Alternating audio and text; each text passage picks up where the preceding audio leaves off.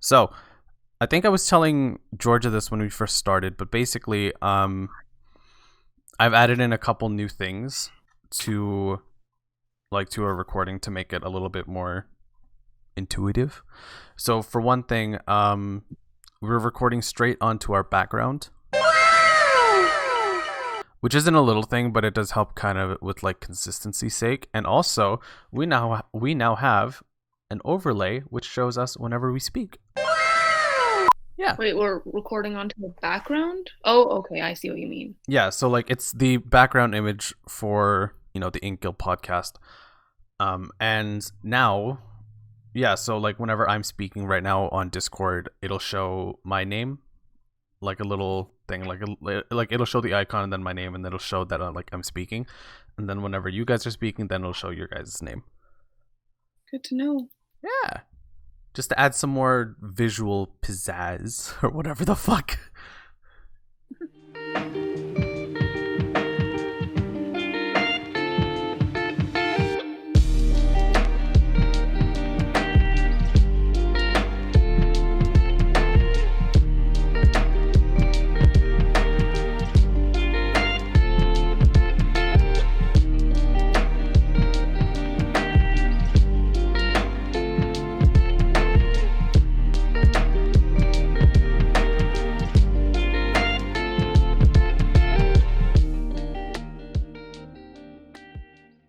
Hi, friends. Welcome back to the InkGuild Podcast. It's been a while since we uploaded something new because as of the time of recording this, we have been away for about a month, recording-wise. Like, we've all been kind of readjusting the school schedules and working through work, school, trying to keep ourselves entertained on the side. And so it's been a while. We've definitely missed talking on these. I've pretty much missed talking on these. So you'll notice that this episode is the first episode of season 2 of the podcast. So that means the first 12 episodes, ranging from our introduction all the way to our favorite characters, is available in a playlist called season 1. And for season 2, I'm joined today by Alex and Gabe. Do you guys want to say hi? Hello. Hi. Cool. So you guys are probably familiar with them. They're familiar with you. I don't know what that fucking intro was, but anyway, we are going to be talking today about our creative processes. So as creators of, I guess not just creative writers, but like we're also, we also draw, we also songwrite, or at least Alex does. We kind of have our own set rituals, tidbits, things that kind of help get us into a creative mindset. Whether that be like a full-fledged creative mindset, or maybe it's just kind of one to too many things that we haven't really kept a schedule on, I guess. Like we haven't really organized it into an individual process. I think it would be fun to kind of explore it. So I guess let's just start with the actual creative processes. So yeah, does anyone want to go first and talk about like what they do? All right, I guess I will. You know you do, Dean. Yeah. I'm just trying to I don't know, you guys, like we've been doing this for 12 episodes now, or like we've been doing this for like 13 episodes now. But yeah, so I'll start. My creative process. So I kind of focus my creativity mainly on writing and drawing, but also because of video editing, I now have that. So I guess I'll kind of break down each part into. I guess I'll kind of talk about each part. So when it comes to creative writing, and since that's the one I've been doing the longest, I think music has almost always been at the heart of it. So I'll typically, sit down at my desk or sit down somewhere and listen to a bunch of music. It's pretty much changed over the years, really. Like it's never been set genres that would help me, nail in on a specific scene, or like, dialogue or whatever. It's almost always been kind of whatever. Like, I've been listening to different kinds of music for creative writing basically since I started, and it's only really lately that I've found a kind of groove to it. So for action scenes, I would typically listen to either very heavy instrumentals or, I guess, rock music. So I guess specifically punk and like heavier, not heavier screamo, but like screamo basically. So like Bring Me the Horizon, Asking Alexandria, Pierce the Veil, like all the bands that our parents would probably be scared of. But yeah, I've just helped that like that kind of intensity is best for the action scenes, at least the ones that I'm going for. The action scenes that I'm trying to write are very high energy, quick, fast paced, and I guess very succinct in a way that I don't want to get lost in the details. I just want to keep everything concrete. For world building scenes, then it kind of just goes into whatever really I'm kind of feeling, but largely it's almost always instrumental music.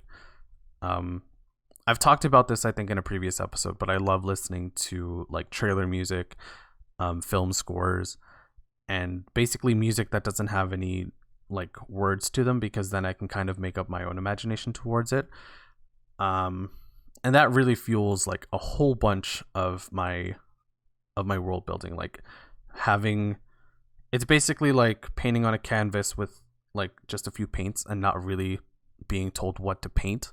Like, it's not a pre-drawn canvas or something. Like, it grants me so much creativity and freedom.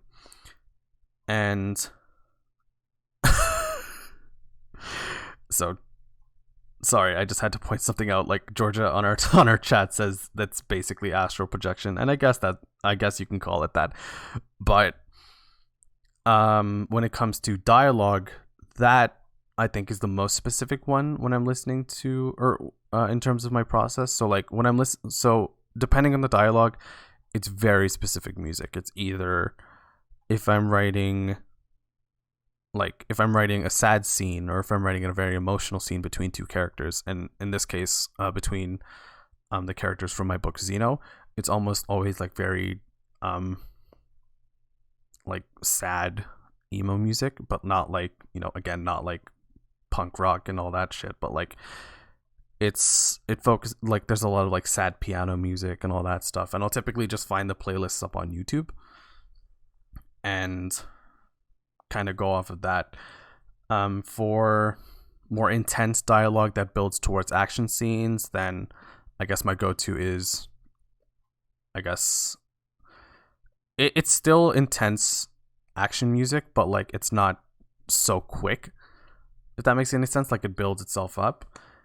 And I think even with conversations, that's just kind of banter, so it's like the characters just kind of talking about whatever. Like, even then I have a very specific kind of playlist for that, like, and that's typically just idle music basically.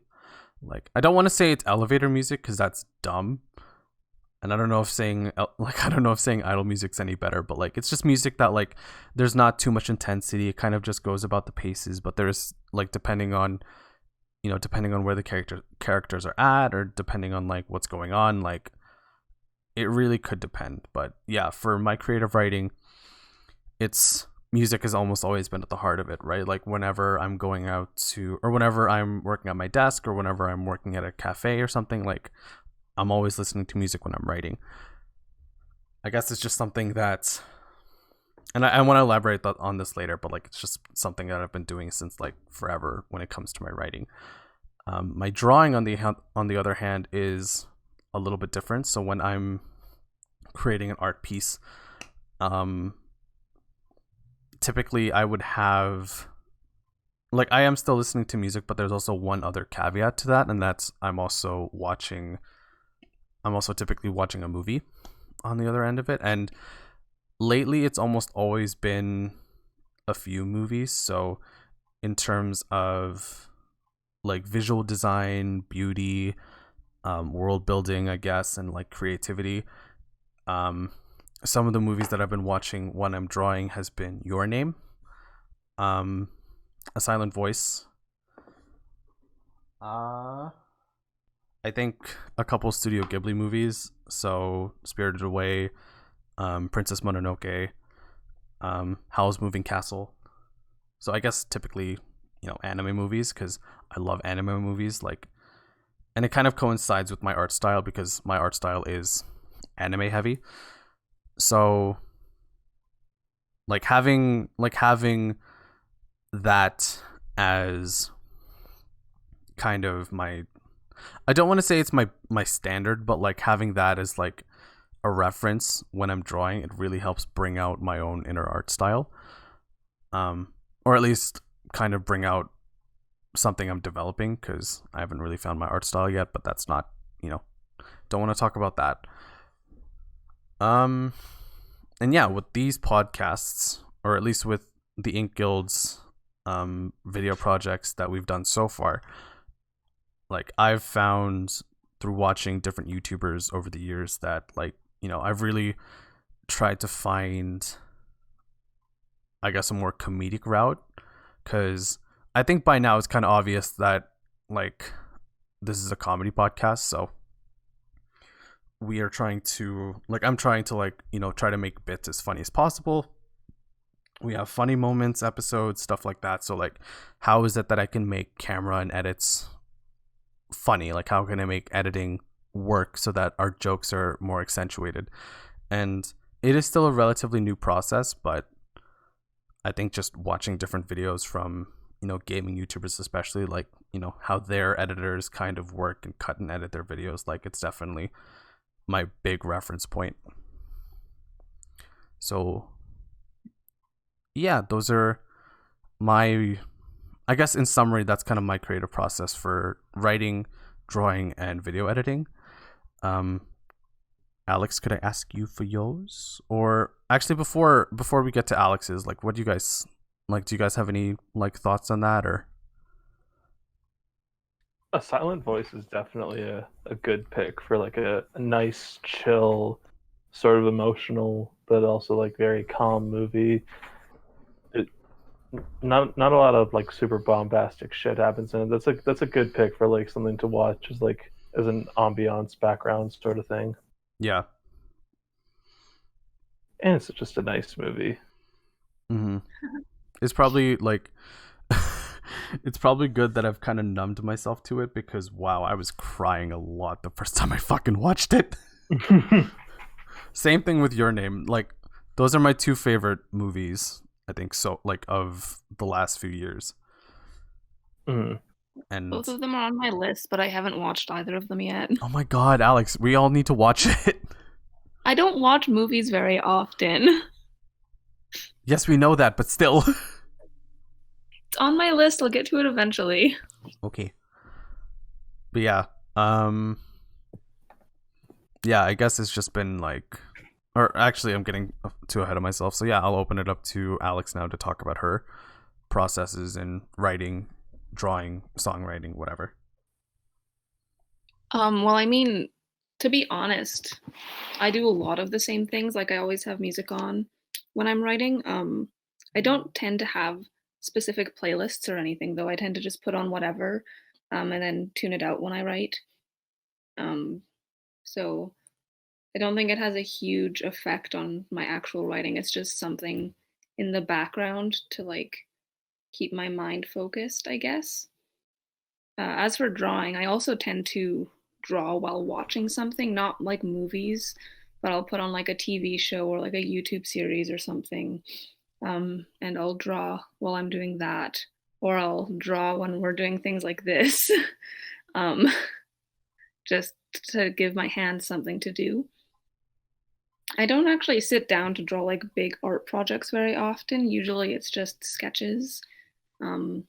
Yeah, so those two things I would agree with you with in terms of that.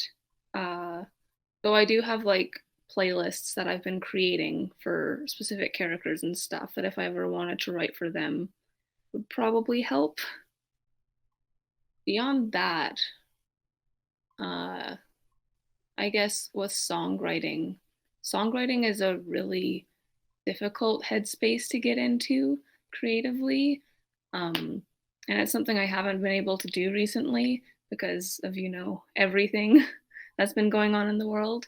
But for that, I usually I like having holding a physical instrument. Like I'll pull out my ukulele or I'll pull out my guitar or I'll sit at my keyboard or whatever. And I like having my pencils and my notebooks and stuff out. And a lot of times I'll browse through other songs looking for inspiration, or I'll find there's these song lyric generator websites that are absolutely ridiculous. There's ones where you can put in words and it'll fill out a song. It's like, we'll write you a song like Taylor Swift, and then they'll take a Taylor Swift song and basically ad lib it, and then it puts the words that you put into it, but it's still obviously a Taylor Swift song. It just has a few random words in it. That's really cool, actually. It's literally ridiculous, but they're really funny, and sometimes I found that you can get really good inspiration from things like that. So that's something I do for that a lot. I'm trying to remember if I have any other fun stuff. Most of my writing process is just writing lists and daydreaming. So oh yeah, now that you bring that up, yeah, daydreaming is a pretty big one. We can talk about that later, but yeah, it's interesting just how close, at least Alex, you and I are in terms of our writing process. Is whenever I'm recording these, I'm not drawing, I kind of fiddle with something. Right now I'm fiddling with a bottle cap. But yeah, it's good to keep yourself kind of occupied at all times, right? I tend to sketch when we're doing this. Right now I'm working on my Arttober stuff because I need to get this up before midnight. But beyond that, I tend to I sketch a lot. That's when I was in school and stuff. I had a few teachers get mad at me because they're like, "You're not paying attention, you're sketching." And I'm like, "Joke's on you. If I don't sketch, I can't pay attention." Yeah, I feel that. It's a way to keep yourself working, I guess. It's how some people doodle whenever they're in class or something. Some people are kind of doodling for the sake of getting distracted, but I know a couple people that have doodled that are quite literally just doodling so they can pay attention. Yeah, that's something I need to do. If I'm not doing something with my hands at all times, I can't focus on anything. Mm-hmm. Cool. And for me, that turned into sketching. So all my old school notebooks are really fun because you flip through, you'll see a few notes and then just a bunch of hairstyles and dresses and eyes in the margins and stuff. Yeah. I don't think I ever really did that when I'm I guess, when I'm in my creative process headspace, or when I'm in a creative headspace, I never really kind of have something external. I'm almost always writing, or I'm almost always drawing. I'm not really kind of deviating, and that's going back to I guess to go back to my drawing style a bit, or my drawing headspace. I only just recently started watching movies on the side. Mm-hmm. So yeah, sometimes my attention will be pulled away because it's my favorite scene or something, but yeah. Well, here's another thing then, because you're talking about world building and stuff. And for me, I tend to sketch a lot when I'm doing world building stuff, because being able to visualize things I find is a lot easier. Or I'll be in class and we're talking about something, and it'll put me off on a world building kind of headspace. Mm-hmm. And so for example, I'll take a religion class and we're talking about religions and stuff and religious rituals, and I'm like, oh, what kind of religious rituals would there be in my world? What kind of clothing would there be? And then I'll start sketching out designs for religious clothing and stuff in class as I'm doing that, and then I collect those and keep them in my world building folders, which is why they're so thick, is because I literally just take things out of my school notebooks where I doodled in class. Mm-hmm. But yeah, I have lots of this is why I draw my characters a lot, is because then I can like design the kind of clothes they wear and stuff, what kind of hairstyles are popular in their culture, what kind of clothing do they wear in different situations, that kind of thing. Occasionally I try drawing architecture and stuff, but I'm not particularly good at that because don't have a lot of practice with it.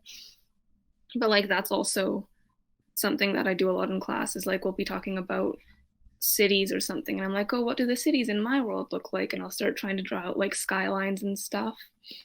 That's pretty cool. Drawing is kind of part of my world building process. It seems like drawing is at the heart of your process in general. Like I was talking about how music was at the heart of my process. It seems like drawing is the heart of yours. Yeah, the other one that I mentioned briefly is writing lists. I do that a lot, where I'll just like write out a list of like all my important characters or all my important items or like all the important locations and stuff. Mm-hmm. And then again, it kind of combining those two things. If you've seen my world building stuff, which I know Dean and Gabe both have, like I have maps, like all sorts of maps and stuff. Yeah. And that's kind of the combination of those two things, is I have a physical drawing representation of my world, and then I have all the city names and stuff. Yeah. So I just like physical things with my creating processes, I guess. Yeah. On the maps thing too, like I remember one of the first times that I ever like started talking to you outside of the creative writing class was when like we were all in that one big group, right? And like we were I guess I was starting to get to know a little bit more about like you and some other people there. And like one of the very first things that like we had started talking about was like, oh, how you were a fantasy writer, and you just pulled out a binder full of maps and shit. And I'm like, dude, this is so fucking cool. Well, it's a folder. It's not a binder. Oh, sorry. I'm probably gonna turn it into a binder though, because they can hold more paper.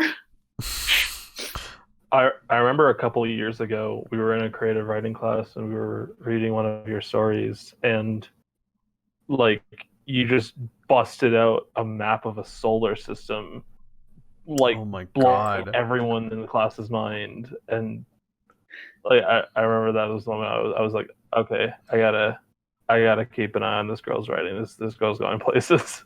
Yeah, same thing with me. Like I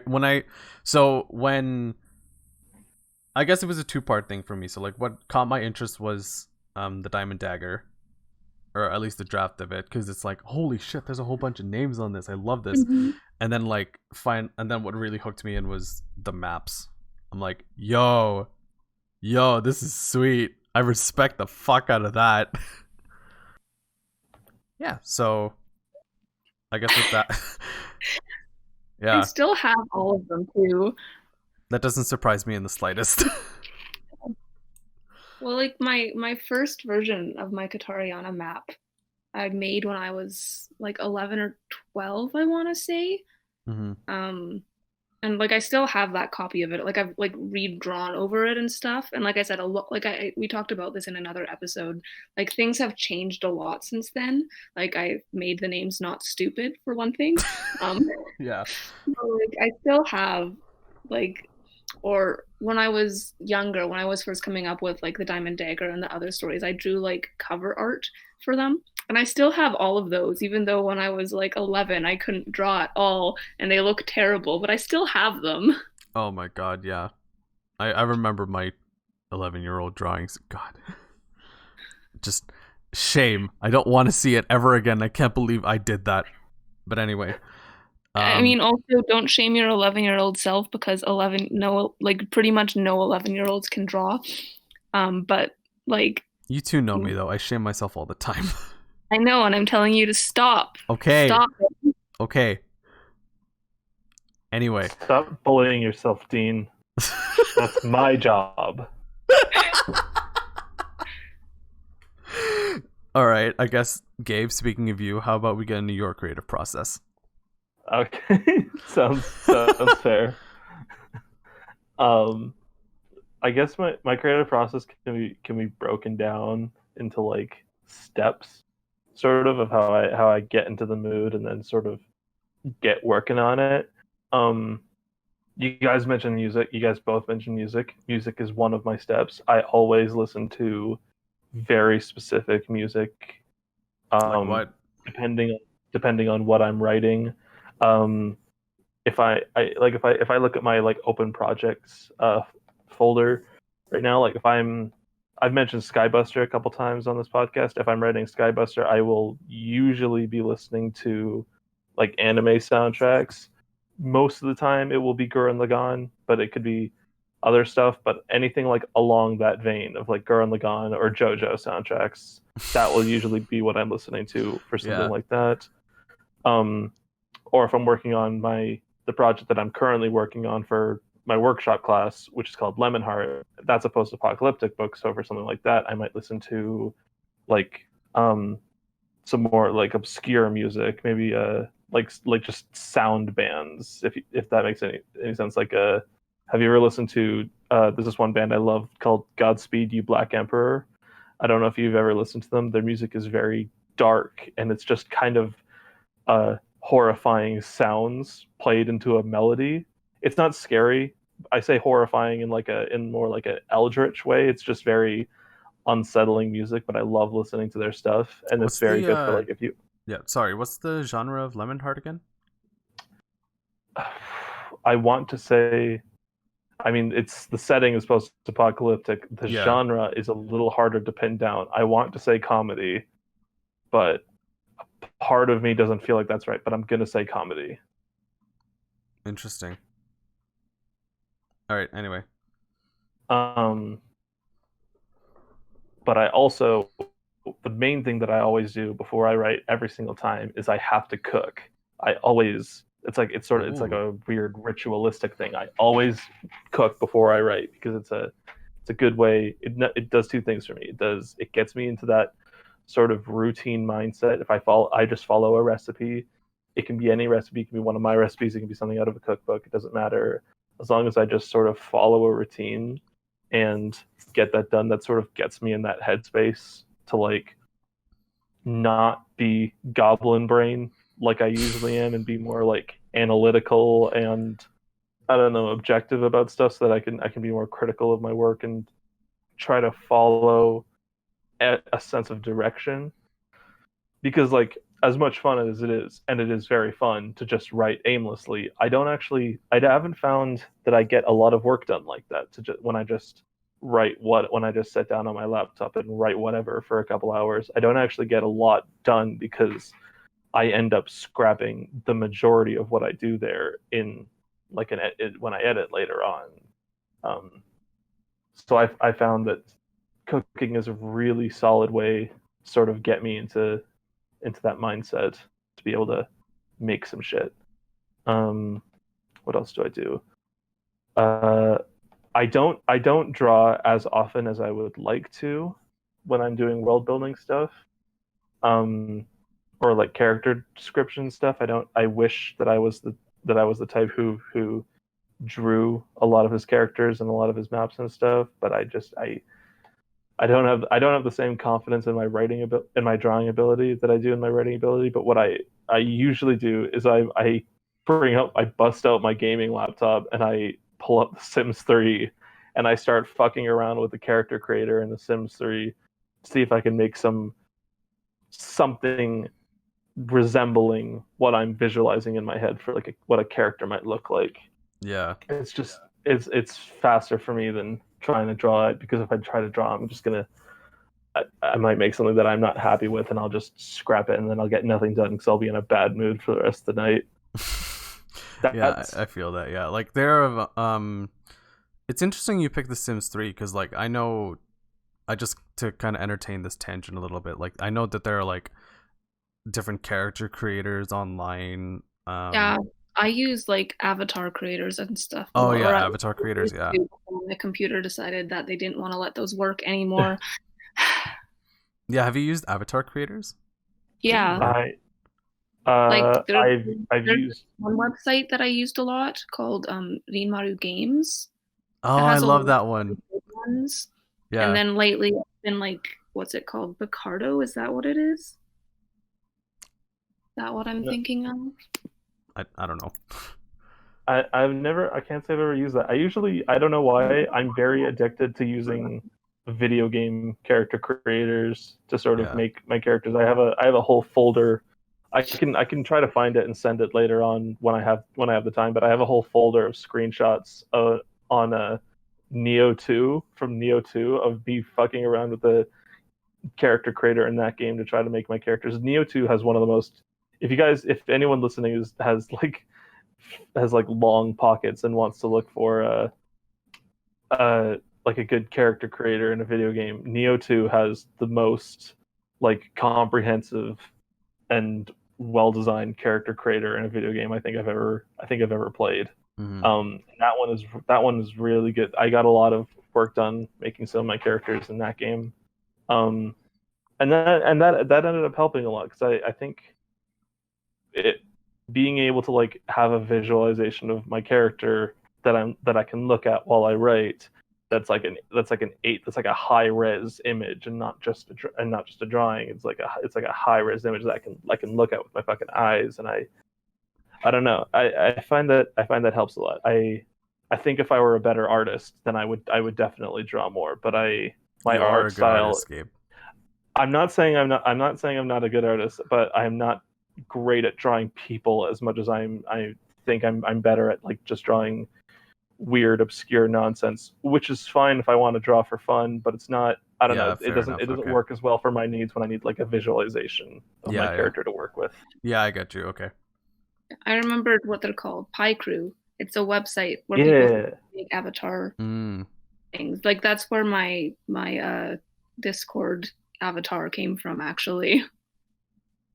A Pie Crew. I think I've used a couple of Pie Crews. They're good. They're decent.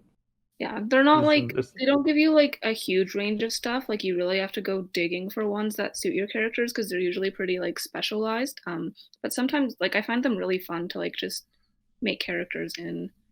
But again, I usually draw because I find that I have more freedom that way. So if I want to give my characters weird shaped ears or like, weird hairstyles and stuff, I can do that. Yeah. Oh, okay. I've got something I want to talk about after, but yeah, I'll let Gabe continue on with this process. I'm basically almost done. I usually once I've done that, if I'm still not totally in it, I'll usually either watch an episode of whatever anime I'm watching at the time or play like a solid 20 or 30 minutes of whatever video game I'm playing through at the time, because that's sort of that might help me like just get more into a headspace of like wanting to create something, because I usually find that happens if I'm really into something, then that will like put my brain into like, okay, I really like this, I want to make something now. I want to make something that will make me feel as I feel when I'm playing this or watching this. I feel that though. I remember watching like the first time I was watching like Breath of the Wild playthroughs, I was like, I want to create a world that looks this beautiful. Oh my god, Breath of the Wild. That's a chef kiss. Oh yeah, chef's kiss. Yeah. A game I would play if I was better at video games. Fair enough. Okay, so Gabe, are you good? Yeah, I'm good. Please change the subject before I bust a nut about Breath of the Wild. All right, so I guess like, so I was gonna talk about something else, but I do want to focus in on something that I guess we all have in common with, and that's character creations. So like, there's obviously different ways on like how to like kind of like visualize your characters, right? Like, we kind of found a common one with like character creators. And I'm like, I'm gonna speak on this for a second, but like, have you guys like thought about getting your characters professionally commissioned by an artist? Oh, I've definitely thought about it. I've more than thought about it. I've never gone through with it, but I have seeked out like artists on Instagram, looking like just searching under the commission tag, see if I could find an artist whose art style I felt reflected what I thought would work. Yeah, I technically commissioned one for you though, or for both of you. You did commission one for us, yeah. Yeah, that was great. Ever since then, I've been like, oh man, I need to fucking do this again. I need to get more commissions. I need to get someone to commission I need to commission my work to someone. Holy shit. Yeah. Speaking on again, slight tangent, so excuse this audience, but like, Alex, have you sent me information about Aleje? Because I want to do that as another digital painting. On her before, technically. Yeah, I'll probably go off of that, but like if there's any, I think you have sent me information about Aleje, so I'll just work with what I've got. But yeah, so Feel free to send me more questions. I love her and I love talking about her. yeah, so I have so on character commissions, like I was so I have 3 of my main characters commissioned by 3 different artists. Porter was commissioned by Morgana Anogram, which I'm trying to find it and I'll pull it up onto the Discord for you guys' reference, but like I'll probably flash an image of Porter's work onto the screen. But she was the first character that I got commissioned because Morgana was available, and wow. Like I didn't ever really think just how good it would turn out. Like I knew of the artist's resume, but like I was like absolutely blown away. Like it's nuts. Like I still to this day, I think it's still my wallpaper because like just look at it. It's beautiful. It's so good. It does look really good. Yeah. So I got her. So I got Porter. So she's my main character. She's the protagonist. She is, like I think my favorite still. But that's, I don't want to discredit the other 2 character commissions that I got. So one is of Magna, who is Porter's best friend, who is done by an artist called Ampalaya, which I know I'm butchering, but she's a Filipino artist that I originally discovered on TikTok because she was doing a series for like turning avatar characters into ABGs or ABBs, and like look, she's so cute. She looks adorable. Yeah. And then the final character commission that I got is of Naya, who is a character that I'm trying to keep as low key as possible because she plays a very big role into the story. But I got her commissioned by an artist called Fire Blanket. She so that's Naya. She's literally adorable. I love that art so much too. Yeah. Gives us huge like Winx Club vibes. Yeah, right. So how I found Fire Blanket was through I guess like when Avatar was really at its peak during the summer, like there was a series of portraits that Fire Blanket had done of the characters in pretty much that exact same style, and I'm like, oh my god. Like when her commissions opened, I'm like, oh, this is great. Because I even messaged you guys saying like, hey guys, Fire Blanket is doing commissions, like, do you want to inquire? And I guess like the only reason why I'm really bringing up like character commissioning is because I think I highly recommend it, because with how commission artists envision your own characters, it's certainly something super interesting. Like you can draw your character however you want, but if you see someone else kind of do it and how they think of it, like it could definitely change how you write your character.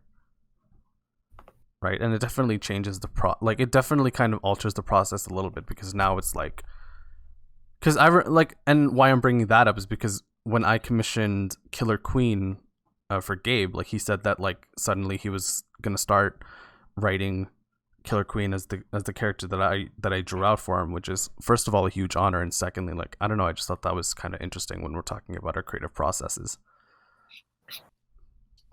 Yeah, I think I remember because I had like sort of a vague idea of what Killer Queen looked like in my head, and then I saw your version of her and I was like, holy shit, that is so much better. I'm gonna go with that. I'm gonna go with that one. Yeah. Mm-hmm. I might still have a pie crew of original Killer Queen. I'm gonna see if I can find it. Yeah, Killer Queen is like to this day still one of my favorite digital paintings that I've done, which is saying something because I like at the time I had only really picked it up a couple days ago. It's interesting, like I guess tying back to creative process is like how much work you've put into your characters and seeing it through the eyes of someone else. Like it's definitely kind of cool. Like Alex, when I commissioned or when I drew out Belladonna for like that first drawing challenge that we all did, like what did you think? I still love those. I think they look so cool. They're so cute. I love that drawing. Yeah, like I should probably work on that as a digital painting actually. Do it. I'd love to see you like try and color it too, because I gave you kind of a bad color scheme to work with. Yeah, like I loved working with Gabe's because it's like pink and purple and black and white. Like I love that. I love that combination of colors. But yeah. Anyway, I think we're getting too distracted with tangents. So within our creative processes, we each seem to have found things that have worked for us. So I kind of want to talk about like how did we really get there? Like how did we kind of settle on the processes that we have? So like what were some things that we tried initially doing that didn't end up working out for us that like that didn't really help with the process at all. And I guess I'll start. So like I almost always thought that when I was listening to I guess different kinds of music, like it was almost always just instrumentals, but I found that over time, lyrics aren't that bad. I can listen to lyrical music while writing action scenes and stuff. But on top of that too, like I was also doing a whole bunch of like kind of like oddity things. So like I was lighting candles, I was wearing my favorite kind of hoodie or something, and that didn't really help too much. Like it didn't really affect the process at all. Like I still wasn't really writing as much as I used to.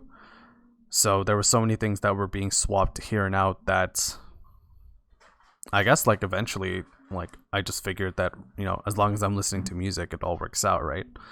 Like Alex, when to talk about your process, like how is it that you kind of settled with drawing a lot? Like you said that it was like drawing a lot has kind of helped you focus. So like has there been any other kind of things within your process that's kind of changed or like you've taken out or? I mean, I think the drawing thing is it's literally just a habit I've had since elementary school. Like even back then I would always like doodle in class and stuff. And it's just kind of something I've continued doing. Like I've tried, if we want to talk about like focusing on stuff, I've tried like, fidget spinners and fidget cubes and stuff. And I find they just get too repetitive. And like I like what I like about drawing is that I can draw literally whatever I want, basically, or at least try to draw whatever I want. And so it doesn't ever get repetitive or anything. Mm-hmm. Yeah. Gabe, how about you? Has there been any kind of things that you used to do or yeah, have there been any kind of rituals that you used to do but don't do anymore because it didn't help your process or? I vaguely mentioned this earlier, but I used to have a very loosey-goosey sort of approach to my writing. I think when I was in high school, my English professor talked a lot about like Hemingway and how Hemingway was like a very famous like drunk author, and he drank a lot, and he like the right drunk edit sober was something that I heard tossed around a lot. Oh yeah. In high school. So when I turned 18, I think I didn't register in my fucking goblin brain that right drunk get it sober was something that they had developed as a result of their needs as writers and their personalities, and B, the fact that Hemingway was an alcoholic and probably couldn't work unless he was drunk. Like it would, because it was like that's addiction, baby.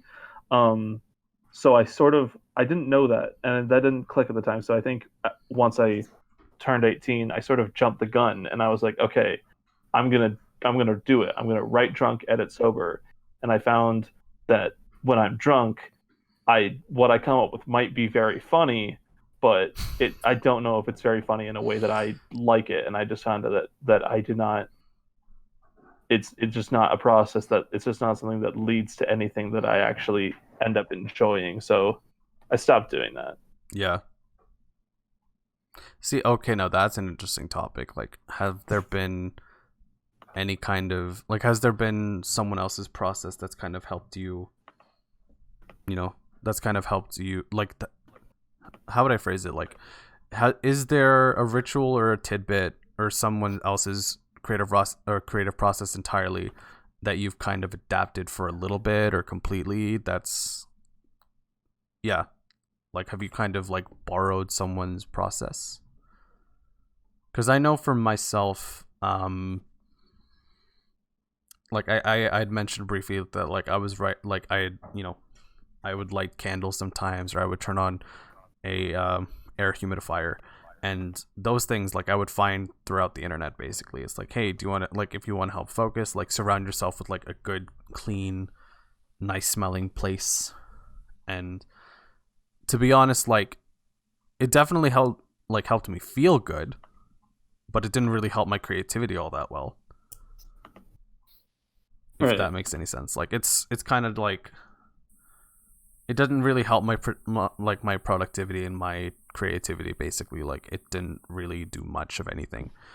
But yeah, like, the reason why I'm asking is because, Gabe, you mentioned Hemingway, and I'm like, that's a very interesting topic. Like, yeah, Alex, have you kind of adapted anyone's own creative process into your own, or? I mean, one of the things I hear a lot, which, I mean, you've kind of mentioned this too, is like when you're writing, don't listen to music with lyrics, or even just don't listen to anything. I've heard a lot. And like, I can't write when I'm listening to like YouTube videos or TV shows or anything like that. But I find that I can't write in silence either. Oh yeah. Like, I've definitely had times where I'm like, okay, I'm gonna write, I need to focus, and so I'll just like turn everything off and sit down and go, I'm gonna write, and then just the silence is just too overwhelming, and I'm like, no, I need music or something, because otherwise I can't focus on writing. Just silence does not do it for me. Yeah. At least not creative writing. Sometimes it's good for like academic writing, like if I have like half an hour to finish writing something for school, then I'll just like turn everything off and power through it, and that usually works out okay. But if I'm doing creative writing, if I don't have sound of some sort, I can't do anything. Yeah. Yeah, I'm the same way. I feel like writing in silence kind of just deters me a little bit. Like, and it's like, it's without a doubt, like, every time I've written in silence, maybe I get 5 minutes worth of writing done, and then it's another 20-25 minutes of just being on YouTube. Like, I'm not even like, it's not even like for the sake of like listening to music. Like, I'm literally watching funny moments or something. I've just completely stopped like creating entirely. So yeah, I don't think I can write in silence either. Yeah, and then again, like you said, listening to music with lyrics sometimes works. Like, a lot of times when I'm trying to focus really hard, I tend to put it on. Like, Sleeping at Last as a musician, I put on a lot, because they have a lot of good instrumental music. But then also a lot of their music that has lyrics isn't stuff that I listen to often enough to like know it well enough to sing along, which is usually my big problem. Like, if I turn on an artist I listen to a lot, then a song will come on that I like, and I'll just start singing, and that will distract me from writing.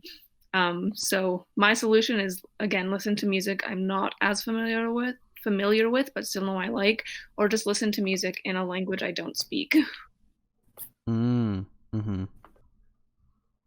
Yeah, I'm almost like, whenever I'm listening to like instrumentals that do have, I guess, kind of people vocalizing, then it's almost like, yeah, it's almost always just like, it's either, I always think that like it's Latin or something. Like, if it's not directly in English, like if it's some kind of tangible like language, I always think it's Latin, but I think I'm just dumb. But not very many people still speak Latin. I don't know the difference. I've never learned Latin in my life. I mean, I kind of like jumble Latin around for names in my book, but like that's a whole other thing. I mean, that's what everyone does, though. Like, you can talk to pretty much any writer in English, and they'll be like, "Yeah, I've used Latin before." I can definitely see that. At least in my experience, that's something most writers do. Yeah. Oh yeah. I think part of it is because Latin is again a language that no one speaks anymore, so you don't have to worry about like offending actual language speakers. Oh, I never thought of it like that. Yeah, I never really thought of it like that. I was just more like, oh, this is a dead language. That's kind of interesting. I could probably be creative, and I'm like, that's not how that works. But yeah, I guess going back to it, Gabe, like aside from Hemingway, is there any other kind of like has there been another kind of process that you've kind of like stuck to or tried doing for a while? I don't think so. All right. So I mean, if you're just going to get drunk and try to write something, then I mean, that's the way to go. Well, yeah, no, and that as I said, that did not work for me at all. I basically I would get writing done and then just not be happy with most, if not all of it, and then scrap it and start over. So it was a process that ended up in a lot of dead ends. So Mm-hmm. Cool. Oh, All right. actually, I have another one. What's I up? remember, so I tend to participate in NaNoWriMo, National Novel Writing Month, which is Mm. next month, by the way. Um, Oh, it's next and month? yeah, it's in November. Oh, Lord. All So right. writers get ready. But I remember, like the first few years I did it, like I just wrote my novel like in chronological order. And then one year I was like, well, I feel like I'm missing a lot of parts of this novel. So I'm just going to write the scenes that I know happen, and then I'll try and like interconnect the pieces and stuff. And that method of writing did not work for me. Like it was like a couple of weeks into that year of NaNoWriMo that I gave up. So I'm not someone, I know some people are able to like write like scenes from all over their story and then kind of like tie them together. I can't do that. I have to write things in order. Oh, yeah, definitely same. I can't. I've tried writing. I think to that extent too. Like I know of people who have written scenes within their book kind of not following the plot, like the plot line necessarily, or like they kind of follow it to a sense, like it's something that's like beyond the introduction, but they wrote that scene first. I don't understand. Like I really don't. Like I've been writing in order basically since I started, right? Like I started from the beginning, worked my way up through the middle, and then ended it like and then ended it properly. So like I don't understand people who like who as part of their process, like they kind of just write whatever scene comes to mind and then kind of work their way into whatever else, or it kind of works its way back into the plot, and I'm like, that's insane. I don't know if I can do that. Yeah, see, for me, like part of the reason I thought it might work for me is because like we talked about daydreaming earlier, and I Mm. find like when I daydream, I don't tend to like tell the story in order. Like it's mostly there, but I generally have like a few scenes that really stand out, and the rest just kind of like fades into the background. Mm-hmm. And so then I'm like, oh well, I can write those scenes I remember. But then inevitably, when I go back to try and connect them, I always add more stuff that doesn't make sense, and I just have to like rewrite them anyway. See, So on dreaming, actually, I feel like that's a big process for a lot of people. Like they get a lot of their inspirations from dreams. Like no, like I'm actually like no, I'm just laughing at myself because I was thinking about this earlier, where I was just like if I'm being honest, the two biggest places that my stories tend to start tend to be like as fan fiction that gets out of hand, or I have a dream and I'm like, I should turn that into a story. yeah. I don't think I've ever really like turned a whole dream into a story. I've almost incorporated like parts of it. into a scene or something. Like if I like, I remember one dream of mine that I had that I'm for sure including into my book at some point, is me touring this, like, I think 7-story high indoor garden with like bright pink walls, columns that I think like that were like what, like 5 times my height basically, which isn't a lot because I'm only like 5'6", but whatever. um like it was gorgeous. Like it was something straight out of like I don't know why I was thinking a magical girl anime, but like that's kind of the vibe that it was.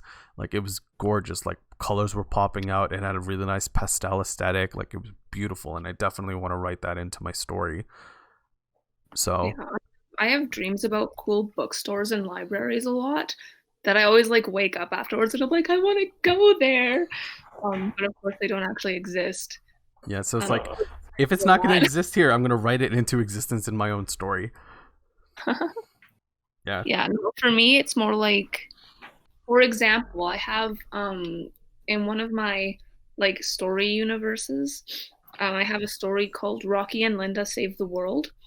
And the thing was, how I came up with this is one of my few stories that actually has a title too. And the reason it has a title is because I had a dream, and I woke up and I didn't remember anything about it except that it was about these two characters named Rocky and Linda, who were like basically a superhero team, like superhero magical girl mashup that tends to make most of my magical girl stories are kind of like that.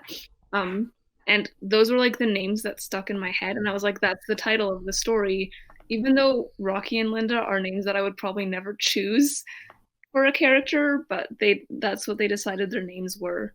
And that story started out as a dream. Yeah.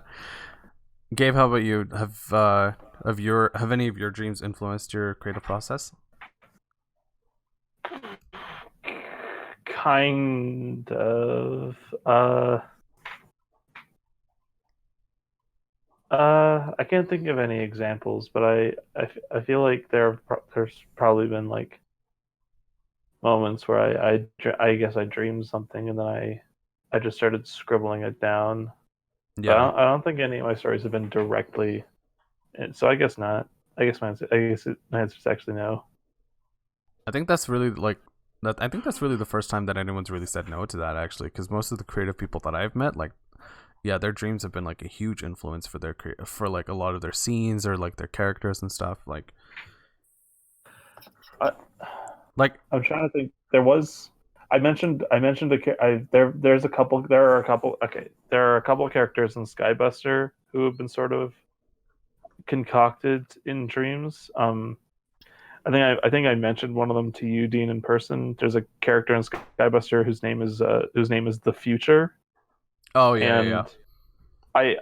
It's sort of, it wasn't directly in the dream, but I think I had a dream where like I guess I saw everything that was going to happen, and it just freaked me out so much that I just started writing down an idea for this character who essentially his whole thing is that he was born on the edge of a black hole as the black hole consumed his planet, so he's sort of out of bounds between different dimensions, and as a result he can see visions into the future, but seeing so much of the future and consuming so much knowledge has rendered him in a catatonic state. Not a catatonic state, but like a state where he can't really speak. The only words that he can say are the future.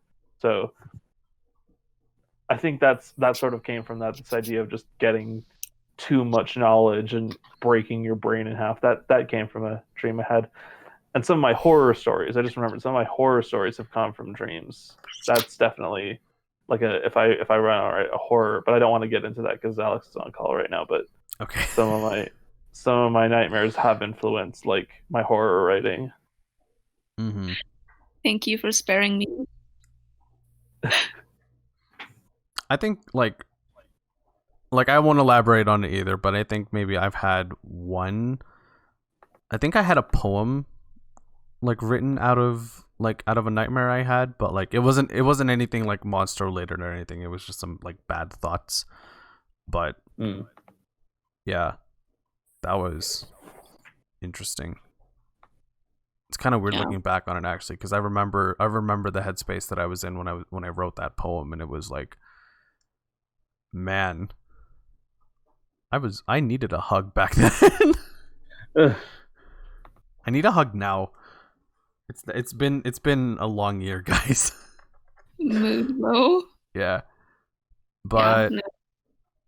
Sorry, go ahead, Alex. I was just gonna say most of my stories or like things that have been inspired by dreams were literally just dreams that I've turned into stories. Like I don't think I've had any like dreams that have influenced other stories, if that makes sense. Yeah. Like the indoor garden is the first dream that I've had that has directly influenced my book. But other dreams that I've had are like other random thoughts or something. Like it's almost always been directed towards something else. Like if I had like if I had like a dream that I wanted to draw out, I would typically just draw it out and I wouldn't try to like adapt it into my stories or anything. But if it was just, I think it's with the really weird dreams. Like if it was the really weird ones that like I just couldn't get out of my head, I would turn it into like a poem or maybe like a postcard story that I would end up deleting because I wasn't good at postcard stories. But again, anyway, like, yeah. Wait, okay, hold on for a minute. Are you saying you have dreams that aren't weird? Define aren't weird. Like dreams where you wake up and don't go, huh, that was weird. Because literally all of my dreams are weird. I don't think I've ever had a dream that wasn't weird. I mean, I've had like pretty normal like feeling dreams. Like it's something so normal, like I'd just be like working at my desk or something and that would be the dream. But like that's few and far between, believe me. Like in terms of like we're getting off topic. In terms of like my process, like whenever I would dream of something, it's almost always something weird. Or whenever like I'm talking about like something in like my writing or something, it's always been like it's influenced by a weird dream. The normal shit I don't ever put in my writing because who wants to read that? Sorry, I was just genuinely curious what you meant by normal dreams or like not weird dreams. I have like pretty normal dreams. Like it's maybe not lately, but like anyway. How? I don't know. Sometimes I just go to bed and it's seriously like a shuffle button in my brain, Alex. I see like it just kind of tells me whatever story it wants to tell me. You just got to go in there. You get your brainwave information, and you make do with what you get. Basically. All right. So, I think we'll get into the final kind of topic about creative processes since we've gone off topic already. But we've talked about our own individual creative writing processes. We've kind of gone over like what makes ours so interesting and like where it's kind of been developed. So I guess we can talk about like what makes a good creative writing what kind of makes a good creative process. So like what I mean by that is, what are some things that you would recommend to new writers or maybe seasoned writers that would kind of help kind of draw out your own, or kind of draw out creativity from your own understanding? So I guess to lead by example. Something I would recommend doing for people who are especially writing fantasy is to look up instrumental music. So my recommendations are Audio Machine, Ivan Torrent, which I'm probably mispronouncing. Who else? Yeah, so Audio Machine, Ivan Torrent, David Chappell, who also is the man behind Dos Brains. It's just DOS Brains. And not related to Dave Chappelle, I'm assuming. No, not related to Dave Chappelle. David Chappell is a Scottish musician, I think. Okay. Yeah, I don't want to think. I don't want to like be like I don't know, right? But yeah, so those are a few of my recommendations, because the thing is, when you're writing, and I've said this to like people who know, like who have engaged in this conversation with me, but like instrumental music really does help bring out a lot of your own inner creativity by just simply like, I guess essentially just daydreaming. Like plug in a song of your choice, listen to it for its entirety, and whatever ideas you come up with, like go off of that. Like maybe it'll turn out to be something really nice. And I can actually attest to that, because one friend of mine, he is wanting to be a writer too, or at least he is a writer, but he's wanting to take it a lot more seriously. So we did an exercise where I recommended him a couple songs from David Chappell, and like he drew up some really interesting stuff. Like he came up with like a wedding scene, he came up with like fight scenes, and I think that just proves to be a really good exercise. And like the three of us have done a like different postcard story challenges. So, you know, we'd listen to a song, get the vibe of it, and then write a story based off of that vibe, right? So, yeah, listen to music, guys. It's definitely helpful for a process. That was actually a thing in like the Vocaloid fan fiction community for a while. Oh, really? It was you'd take a Vocaloid playlist, put it on shuffle. Whatever song came up, you had to write a scene like based off that song in like the amount of time that the song lasted, and then just post them like unedited and stuff. It was kind of a trend going around for a while. When That's I kind was of cool. in school, yeah. Yeah, that's pretty cool actually. Doing like little things like that to challenge yourself will definitely help you improve your writing. Mm-hmm. Yeah, and then again, I agree. Listen to music. Find the kind of music that works for you. Mm-hmm. Again, I think my biggest advice would just be try things until you find things that you like. Because, Yeah. I mean, what works for us isn't going to necessarily work for you. Everyone has a different brain and a different like style. Yeah, obviously, yeah. Maybe you do find that you write better when you write drunk, or you find you write better when you're writing things out of order. Just like try things until you find something that works for you and stick with it. Cool. Also, I want to share one more point before I kind of pass it over to everyone else, but watch anime movies.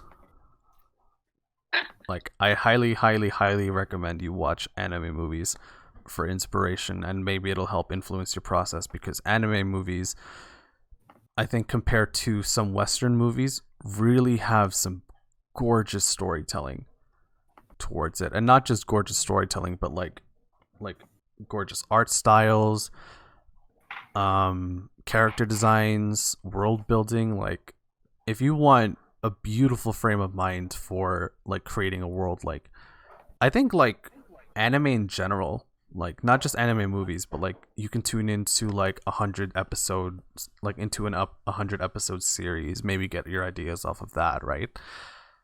But yeah, if you want to help process, those are my 2 points. Alex, what are yours? I already said mine. Okay, never mind. I don't have anything else to add to this conversation. Gabe, do you have a couple points to kind of recommend for anyone who's trying to develop their process? I don't want to recommend anything that I do specifically, but I would definitely recommend, like, is there something that you enjoy doing that isn't writing? And if so, just do that. And if that doesn't get you in the mood, then maybe find something that might like get you in a routine. It doesn't necessarily have to be cooking. It's cooking for me, but it doesn't have to be cooking for anybody. Anything that can get you in like a good like working mind that gets the gears running, I guess. Yeah, something external aside from it's like an old worn out piece of shit car. Like you can't it's not gonna start on its own. You gotta give it a little running start before it gets going. And that's writer brain. Just give it a little gas from some other activity, and I'll pray to God that works, I guess. Yeah. Oh my god, excuse me. Yeah. All right. I guess I'm out of topics, so that brings us to the end of the episode. Man, I really could have transitioned that better. Let me try that again. So I guess with all that being said, that brings us to the end of today's episode. Thanks for listening, everyone. You can find us on our social media at the InkGuild on Twitter and Instagram. As well, we also now have a Twitch account, which I will be personally kind of looking over. So on Twitch, you'll be finding me editing episodes such as this one. I tune in I'll be streaming every Wednesday starting at 6 p.m. MDT, and every Friday at 3 MDT. As well, you can also find Alex and Gabe's social media down in the description. And as always, we like to do a little bit of a sign off. So, because we're talking about music, or because music seems to be a pretty big influence for a lot of us, what is one song that you would recommend to listen when when writing or creating? Let me go to Spotify real fast. Yeah, same. I need to open it up. Okay, so I've got mine open. I'm gonna be recommending an instrumental, and it is "The Edge of Dreams" by Matthias Pumala. Yeah, I'll leave I'll leave some kind of indication, but yeah, just search up The Edge of Dreams. It's a gorgeous song that I had recently discovered, and it's really helped me with my world building, especially. But like, you can apply it towards kind of a slow burn action scene or something. I guess the song that I'm gonna recommend is called Saturn by Sleeping at Last. There's a vocal version and an instrumental version. Both of them are really good. I find it's a really good, like, powerful feeling piece. Like, it's really gentle, but it has this kind of like big build up towards the end that makes you feel really accomplished. Honestly, everything Sleeping at Last does is beautiful. I love their music and I recommend all of it, but that one's one of my favorites right now. Nice. Yeah. Gabe, did you open Spotify? Yeah. I mentioned this band earlier. They're called they have an interesting name. They're called Godspeed You, Black Emperor. And they have a song on one of their albums called Lift Your Skinny Fists Like Antennas to Heaven, and on this album is a song called Sleep. And that song, if you're writing something like you want to give it like for me, I'm writing because I listen to it when I'm writing my post-apocalyptic story. So if you want to get something like sort of eerie, dark, but sort of erratic, I guess that's a good song to listen to get you in that mode.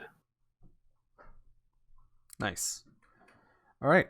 Well, I guess those are our recommendations, and with that, we're done for tonight. So, again, thanks for listening, everyone. Have a good night. Be safe out there, and we'll see you in the next episode.